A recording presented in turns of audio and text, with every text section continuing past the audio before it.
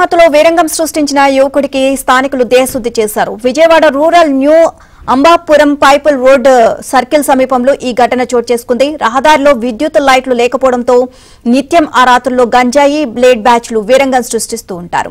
ఇక స్థానికులను బెదిరించి డబ్బులు నగలు లాక్కుంటారు.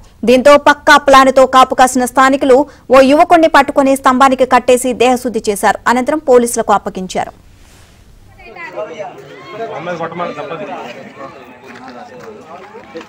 ఇప్పటికైనా చెప్పు, ఎక్కడెక్కడ పడ్డారు మీరు? ఇప్పటికైనా చెప్పు, ఎక్కడెక్కడ పడ్డారు?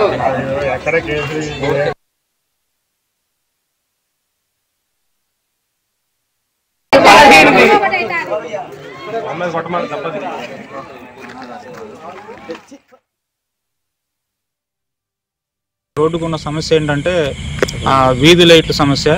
ఈ వీధి లైట్ల సమస్య వలన రాత్రిపూట చాలా ఇబ్బంది అవుతుంది.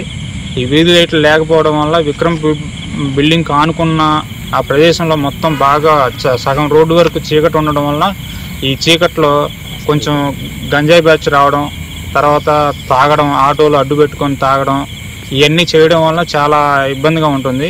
నైట్ పూట డ్యూటీ ముగించుకొని వచ్చే లేడీస్కి, ఇంకా చిన్న వయసు ఉన్న వాళ్ళు ఎవరైనా ఉంటే పని చేసుకుని వచ్చే వాళ్ళకి బాగా ఇబ్బంది అవుతుంది.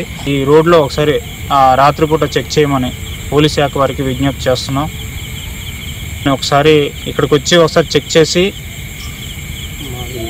మాకు ఇదంతా కూడా కొంచెం సహకారం అందిస్తే ఈ లోన ఉన్న కుటుంబాలు కూడా కొంచెం ఎటువంటి ఇబ్బంది లేకుండా ధైర్యంగా ఉండడానికి అవకాశం ఉంటుంది.